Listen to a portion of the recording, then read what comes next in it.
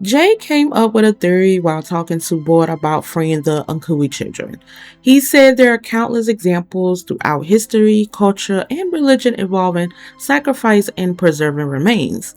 He even brought up how the Egyptian mummified rulers. Jay believes this place, this nightmare they're trapped in, was built on sacrifice. And honestly, I think he's right. But there's one thing I've noticed that might explain the sacrifice, the history, and the foundation of From. I'm talking about the star magic symbol on the motel sign.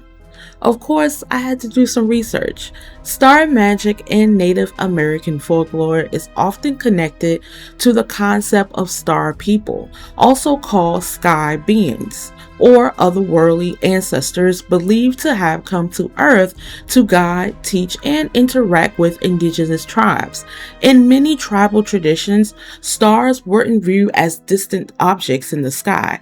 They were considered living ancestors, spiritual entities, and source of wisdom.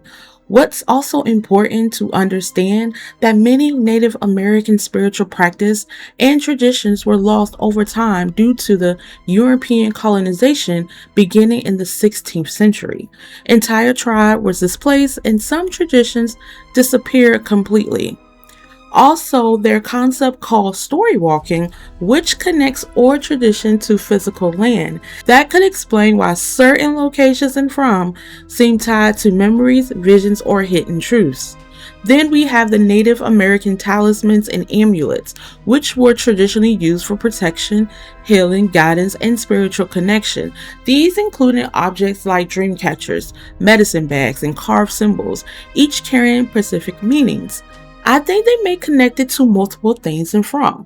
The dream catcher symbolism, the bracelet Tabitha gave Jim, the sacrifice, even the trees Victor measures.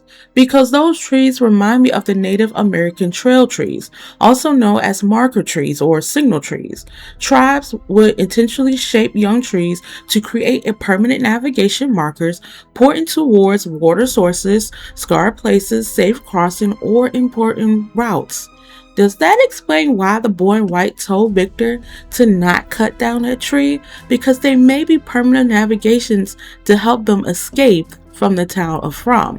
Which could explain also why Victor noticed when the trees move or look different.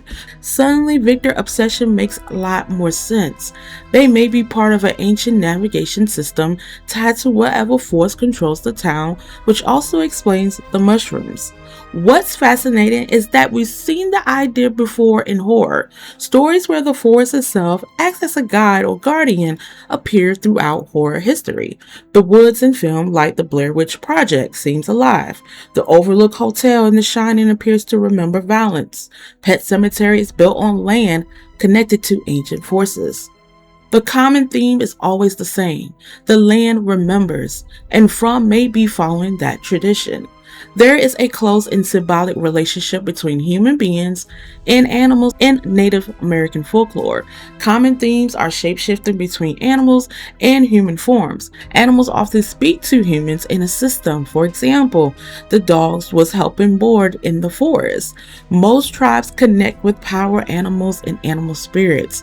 They also see individual wolves, for example, as expressions or extension or spiritual archetype in power.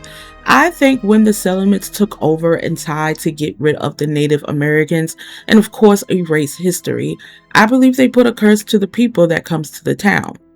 When Boyd talked to Victor to get some insight about the man in yellow, Victor said he seemed like a nice man. He even mentioned that his suit looked funny, but when Victor didn't know was whether the man in yellow came in town alone. I think he came alone, but I do believe when push came to shove regarding the townspeople that wanted to go home, I think the man in yellow took advantage or used these people to do some of his dirty work. I do believe there is a mole in the town, but I don't know who it is. Donna has a conversation with Boyd and Kenny regarding what happened in the forest. That were attacked by dogs and Tabitha used a totem to kill them, and then we see the body of Roger.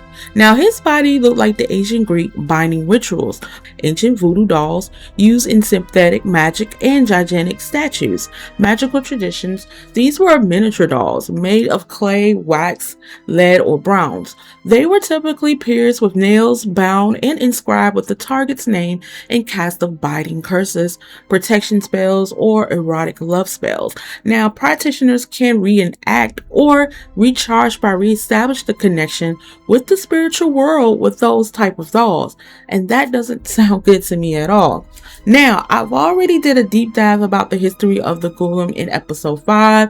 I put the link in the description, and to be honest, I don't care about Fatima or Ellis. They're useless characters. Later, Tabitha explains the version she experienced in the forest. She tells everyone the story behind the dolls and reveals that they are based on someone's nightmare. That immediately reminds me of something Sarah said back in season 2. Sarah explains that Nathan was terrified of the cicadas and somehow his nightmare became a reality. I talked about dreams and nightmares throughout season 1, 2, and 3. I always felt they were connected somehow. Now, I have a question for you all. When Donna suffered the heart attack, do you think it was simply the result of stress she was been carrying throughout the season? Or do you think the entity connected to the doll caused it after touching her? Honestly, I'm not sure. I want to say both, to be honest with you, because Donna dealt with a lot. She even witnessed someone committed suicide. And at the same time, she also was attacked last episode with the doll. Let's talk about what Sophia did. Sophia secretly put her blood into the vodka for Henry to drink. Then she asked him a very interesting question. What if this place is a dream? That immediately caught my attention. It was intended to make Henry hallucinate and convince him that the place isn't real. Did you see the look on Henry's face after the conversation? It reminded me of something Martin told Boyd. Martin asked Boyd, what if Abby was right? What if it's really all a dream? Now, some people have theorized that the man in yellow is actually Martin, or Martin is actually the man in yellow. Maybe that's true, but I think there's an even bigger clue that everyone keeps overlooking, and that is Abby. Remember what Abby told Ellis? She said she had a dream when she was a little girl. I've always believed that detail was important. What if this entire chain of events started with Abby? What if someone or something convinced her that this place was just a dream? And here's the really scary part about this. I think Henry may be heading down the same path Abby did. The more he started questioning reality, the more he risked losing himself, and I think that's what's going to happen. And if that happens, the town may be on the verge of another massacre. Let me know your theories in the comments below. Do you think Henry is heading down the same path as Abby, or is there something even bigger happening behind the scenes?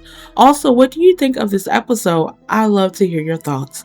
If you enjoyed this video, don't forget to leave a like and subscribe for more theories, hidden clues, mythology, and deep dives into the mysteries of From. I'll see you in the next one.